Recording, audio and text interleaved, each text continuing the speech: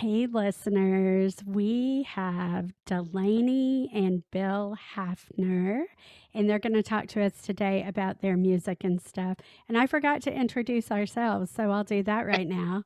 Um, I am Michelle, and we have my co host Rudy here, Hello. also known as Rebel, me, and Sage, him. But, we're kind of in flux with that right now. So just go with us, guys. Anyway, welcome, guys. Thanks for joining us. Well, What do thanks you for have? having us. You're welcome. What do you have going on right now? We're working on a bunch of stuff right now. We're working on a record for my band, the Belle Curves. We just sort of started working on a long-term project for the Rust Kickers that's been sort of simmering, but I think is now going to start to ramp up. And we're like 75-80% of the way through with the EP for my good friend Anna O'Rourke. And we're also working on a house concert series this summer that we're doing out in our backyard. Cool. So, Very Nice. cool.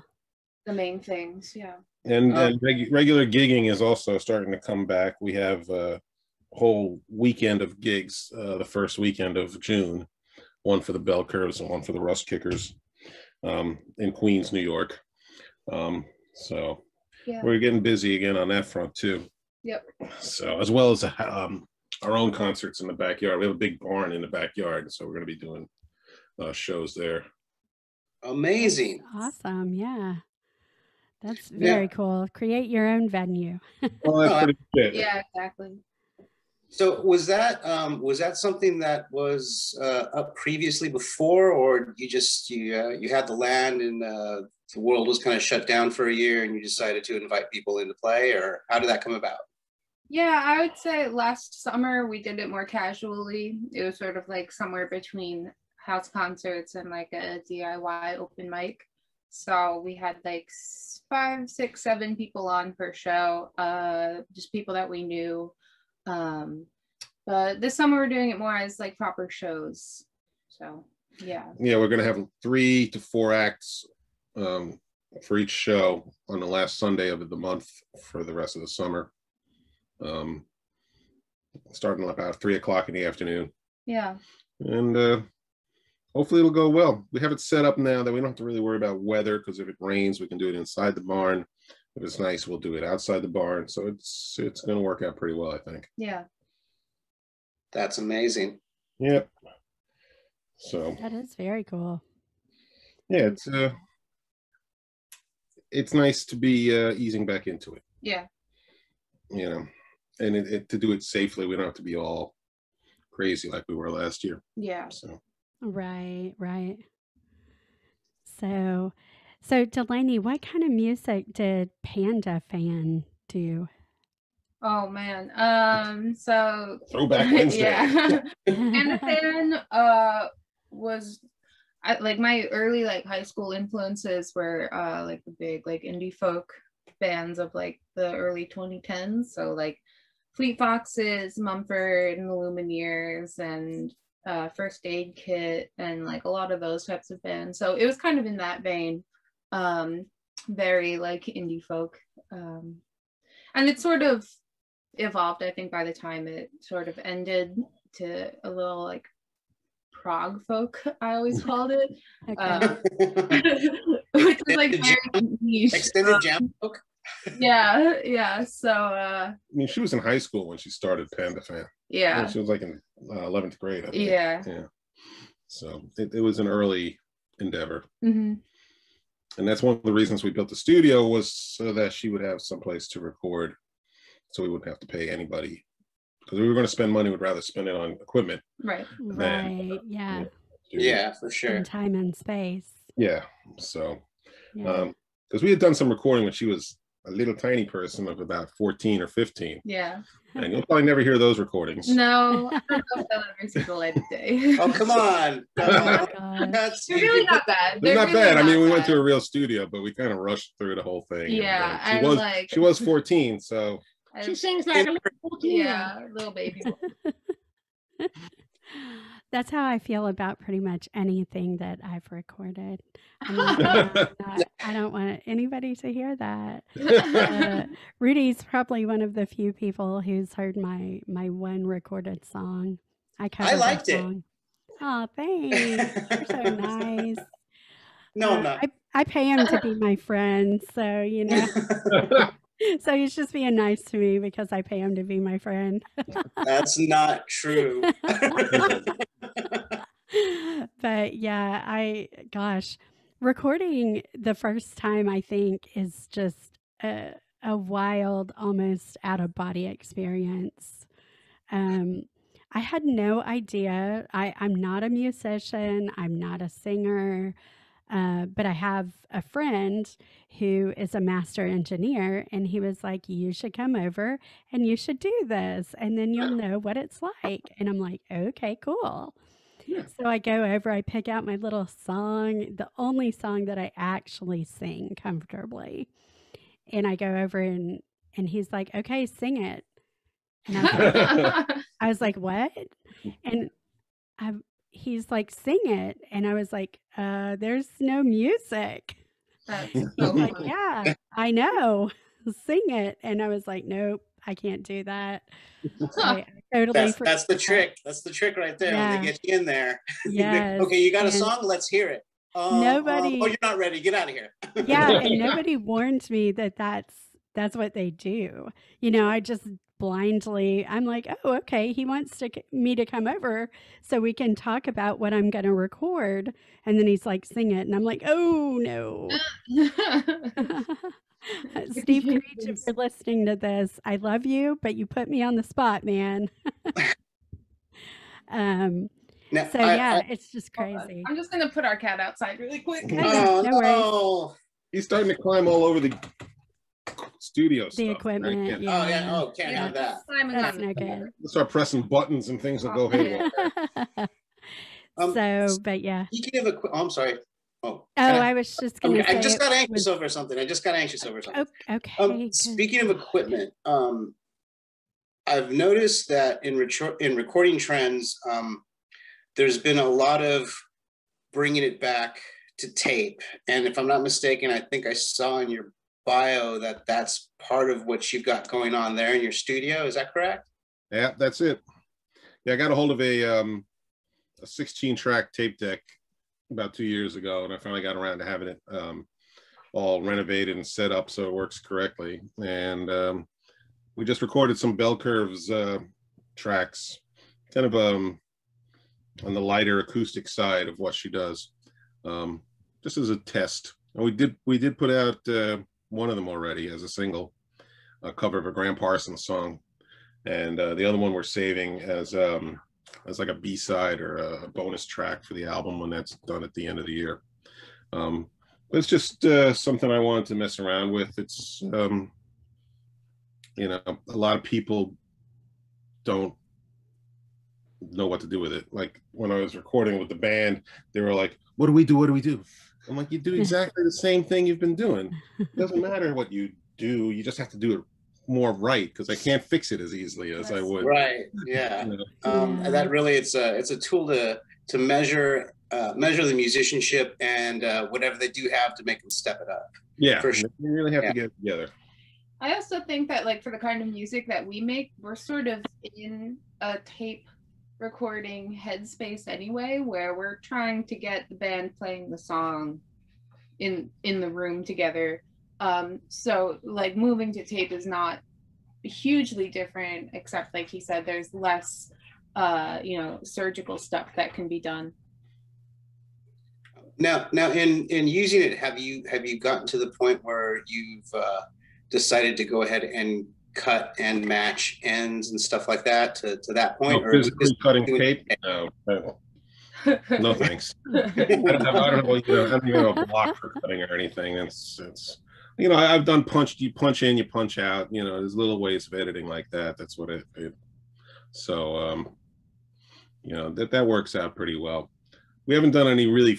The stuff that we recorded was mostly acoustic, some light drumming and bass guitar and stuff. So it wasn't a real it was kind of an earthy sort of feel to it anyway. So it really work together for the whole project.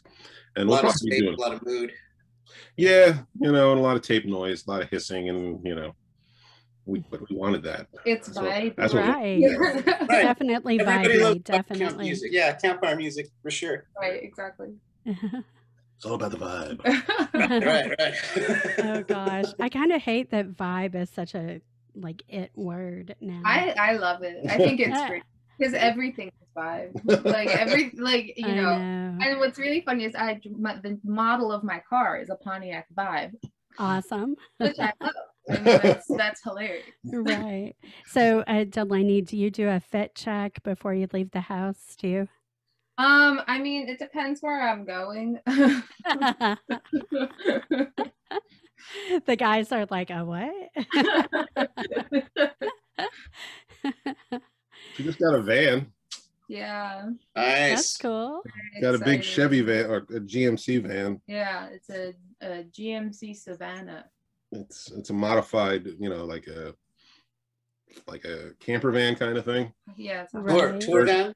Yeah, Tour that's van. its purpose. Yeah, Yep. Nice. yeah. It's already got 170,000 miles on it, but It's gonna be one heck of a running into tour. the ground. Yeah. I'm gonna take it to 300. There you Nice. go. Life goals, right? Yeah. Exactly. Right? We're already got plans for it, so Yeah. it'll work out well. So, That's cool. yeah. Pardon me while I yawn. Yes, that's okay. I had a bee in the studio the other day. I wasn't happy about that. I don't like bees, and it's not a lot of space for me to run away. So, Right. Yeah, well, it's crazy. so What were you gonna ask, Rudy? Wendy, I thought you were gonna ask. I don't know. Oh no, you had something. You started to say something. Did I? Yeah, you did, but it's cool. Cute. Whatever. Whatever. Oh! I know what it was. Since there is now a tour van, and you're already going up to you said Poughkeepsie, was it? Just into Queens, into New York. Queens into New York. How far south do y'all travel? Because we can get those 300,000 miles on that van real quick if you come to Tennessee. I'll go You give her anywhere. someplace to go, Yeah. she'll go there. I will literally go anywhere at any time if there's a gig Yeah, and a place to sleep. that's all we need. Yeah. Right. You You know, guys, the people at Dolan's are gonna get tired of hearing from me, Rudy. Hey, it's someplace to play. Right, it you is. guys got something you can suggest to her? Let us know. It's also a kind of thing where it's really helpful to have an anchor gig to plan a tour around. So if you have something, solid that you can sort of plan dates and routes around, then that's really helpful because at my tour booking chops are definitely out of practice. I have to retrain myself how to do all that stuff. Right. And, especially post pandemic, it's hard because a lot of good venues really need to cater to their local community and stay focused on people in their own towns, which makes total sense. But it'll be interesting to see how the DIY level touring kind of starts to come back. Yeah. And I'm guessing that's actually kind of appropriate. First the community takes care of itself, and then once they're back up and going, then they start to reach back out. Exactly. And people start getting back out on the road a little bit more frequently. And there's that welcome space for them. Let's be honest, we as much as we would love to be able to roll around the world and give it all away for free, that's, we still got to make a living. And I think I feel attacked. People are thirsty for live music, and I think that will help things get back up and running. So yeah, we'll see what happens. Yeah. Awesome. That'll be cool. I need to come up with a list to give people. Here you go. Here are a bunch of venues. Start with these. See if any of these work out. Mm-hmm. Here's the local union rep. Let them know. Well, somebody's got to do it. Right. So, yeah. So, Delaney, what is your favorite part of touring? I love standing around other people's kitchens. I love free drink tickets. And I crave the attention of strangers. So like those three things combined are really, no, I'm just kidding. I'm like only half kidding. I Not kidding at all. love being your therapist. No, I mean it's the first tour that I went on was with my friend's band Leland Sundries, and my friend Nick is a bit older than me, and he booked this tour from. We ended up going like the entire East Coast, so we did a couple in New York. We went up to Montreal and ended in New Orleans over the course of 2 weeks, and Wow. yeah, I mean those 2 weeks, like, not to sound dramatic, but like they really changed my life, because like just Had a profound impact. yeah, it did. And like going to all these different places and seeing how other people live, and like genuinely like just being in strangers' houses is just like really interesting and like inspiring. And Long Island is not the most welcoming place for like original music, so like going to places Or original thinking. yeah Right. pretty like culturally drained place because of New York, and because it's literally an island, so it's just like very sort of insular, and a lot of people who are doing something maybe more unique or original end up leaving for New York, and so it's sort of a brain drain. And but anyway, yeah, so going to places where people are interested in like new and original kinds of music, and also just the kind of music that I'm interested in, which is like Americana and roots music. It was just really refreshing and inspiring, and yeah, and it's just so cool to see other parts of the country and see how other people live. It's a bit like being in the circus. Yeah, it's exactly like that. I mean, I compare like DIY level independent touring to like camping in a lot of ways, because like there's not necessarily like a point. Like you're not in it to like make money, and it's unlikely that it's your job at that point. It's just kind of like you just do it because you love to do it, the same way that people love to camp, because it's just like good for the soul, you know. Mm-hmm. So yeah. That's cool. Yeah, that's true. Those 2 weeks had a profound influence on me too, because she wasn't here. Okay, so did things fall apart, Bill, or you Every think you moment she's became not here, I fall apart. Oh, that's so nice. Those are the days where you wish you did have a bee inside of the studio. On the outside. Any sort of companionship. A bee. The bee and the cat. Yeah. Yeah. That's crazy. And as far as like Long Island is concerned, get back to what she said there, is that, I mean, it's like, that's why we go into New York to gig, because there's no reason in hanging around here. You know, it's worth it for us from a creative point of view to drive for about almost an hour to get into New York to play, because that's where people who appreciate, unique, original music are, right. And they want to see it, I also think people get it more in New York. It's definitely for the Rust Kickers, people just get it more in there. Yeah, much more accepting. Yeah. I mean, the Rust Kickers aren't weird. It's just that we're not easily pigeonholed. We bounce around a lot of styles. It always sounds like us in the end, but it's never, it's not always consistent. Mm-hmm. Right. So it even says in the bio, I don't even know what to call it. It's always been a problem. Yeah. What kind of music do you play? I go, I don't know.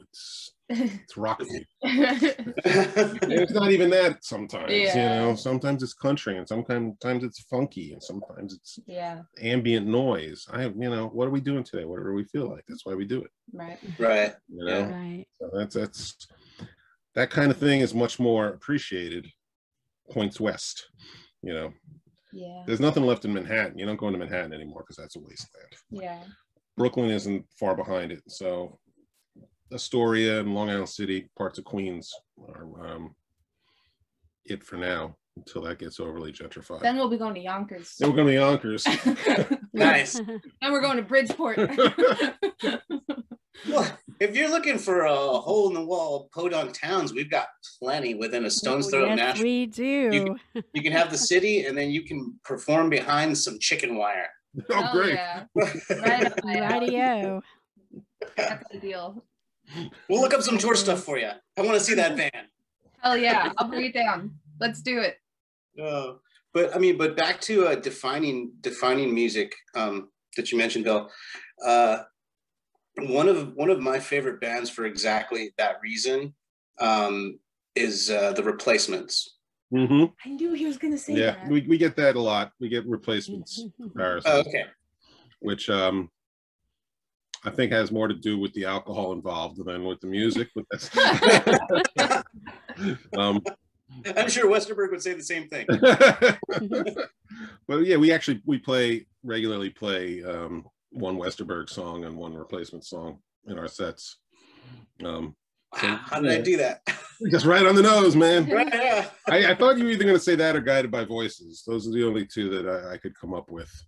You know, the usual reference points. Yeah. Well, I mean, it just when you were describing yourself in my mind, because I mean, I've heard from any one band, almost the entire base genre of rock and roll and popular music in a time span of about 4 or 5 albums. Right.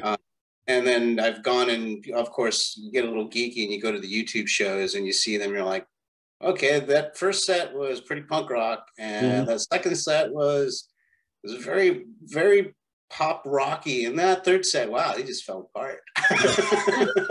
Yeah, I mean, that happens a lot with us. We really, I mean, being our frontman songwriter, Head Cheese, my musical partner, he can get a little bit too much drinking going sometimes before a gig, and it can throw us all a little wacky. And sometimes it works really well. And sometimes we don't know what the hell's going on. It's up to the rest of us to kind of drag it along. But most of the time, I mean, 99% of the time, it's great. And, I just don't remember the great ones. I just remember the ones where we're going, what the hell was going on? That was awesome. What did you do? I don't know. So, I left it in the moment, brother. Yeah, man, it was just about the time, the space. Here's the vibe. Oh, nice. Full circle. That's professional. That Thank is. you. Yeah. That's why she's got 2 college That's why I'm degrees. going into stand up. Man, that's the between songs gig right there. Stand up.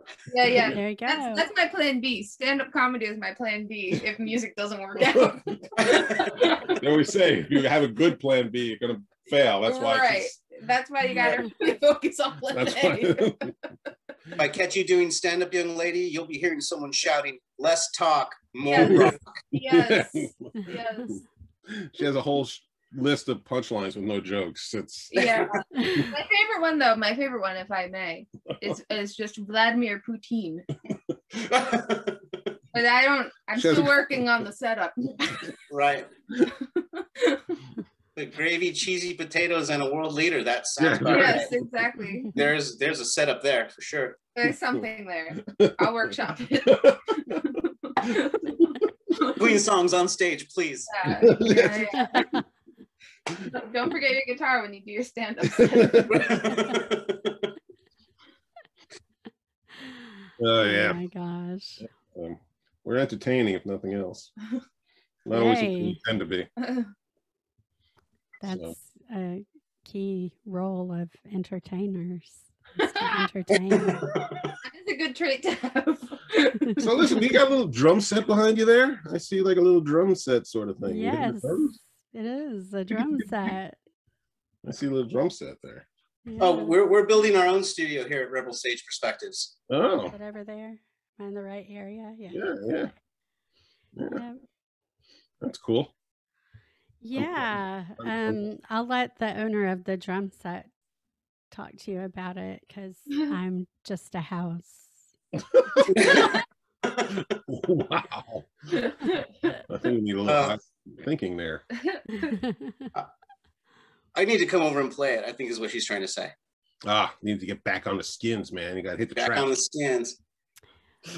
Yes. Well, no, I'm that's currently what I currently was trying to wrestling say. with the axe still. I'm trying to track some stuff of my own. So you know how it is. You get these Right. ideas. Shredding. Shredding. No, I wouldn't call it that. I'm more of a banger, if you really want to know. Hard hitter. You're applying that drum thinking to the guitar. I like that. They both go to me. I don't know. I have guitars over in the other corner. Mm-hmm. She has what is that, a 76 or is it a 75 Marauder? Is that what it is? Yes. Give it to me. See, I told you. No. We'll pick it up Give when it we to come down me. for the gig. Yeah. No. Yeah, no. Man. It's And a then I fine have- combination of tone and twang. Very fine. Delicious. Makes for good eating. Yeah. So Well, hey guys, you know what? It's been fantastic. fun. Right now, we'd really like to roll out a little more red carpet. If you can remind our listeners of where we can see you, where we can reach you, what's going on, Give all the Socials. socials. all that good stuff. Well, let's start with the professional.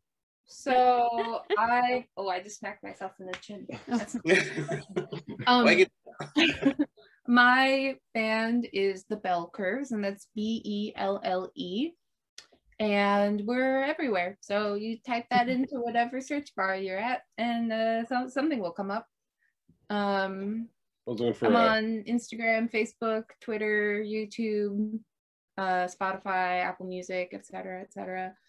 We just put out a single a couple weeks ago with my friend Pete Mancini, and that we did to tape on this tape machine we were talking about before. And my name's Delaney. I'm on Instagram. My Twitter is mostly just me, even though it's listed as the Belle Curves. Yeah, and the studio is Silo Recordings on Instagram and Facebook, and the Rust Kickers is just at Rust Kickers on Instagram. Yeah, one word, Rust Kickers. And Rust Kickers, I think, will also bring you to the band on any If you go any platform. streaming platform, you'll find us by typing in that word. I don't think anyone else is listed under Rust Kickers. No. you're about to get one more. At Yeah. least two. Well, there's a lot of Belle Curves video content on YouTube. We're making videos pretty constantly. Delaney's partner Kelsey is a photographer and does the videos for us, and they're fantastic. And obviously we record the audio ourselves, so most of the time that works out pretty well. There's new stuff that just came out. Actually, it was recorded last summer, but it just came out last week. A Brandy Carlisle cover. You can look for that. Mm-hmm. There's lots of great Belle Curve stuff on YouTube.